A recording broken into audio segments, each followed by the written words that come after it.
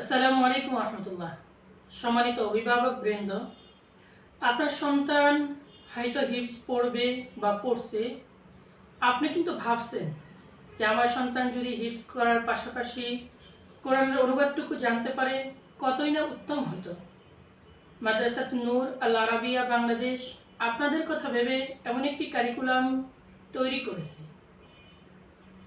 ধরেন, কোরআনে আল ইনসান শব্দ অর্থ মানুষ।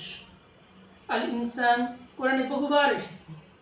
আমি যদি হিফজখানার একটি ছাত্রকে আল ইনসান শব্দ অর্থ মানুষ এতটুকু জানিয়ে দিতে পারি, তাহলে কোরআনের প্রত্যেকটি জায়গায় যখন আল ইনসান শব্দটি আসবে, তখন ওই শিক্ষার্থী জানতে পারবে এখানে মানুষের আলোচনা হচ্ছে।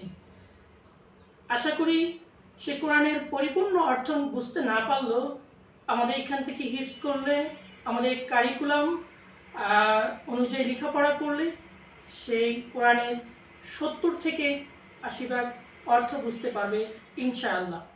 তাই দেরি কেন, আপনার প্রিয় সন্তানকে আমাদের মাদ্রাসায় আজই নিয়ে আসুন।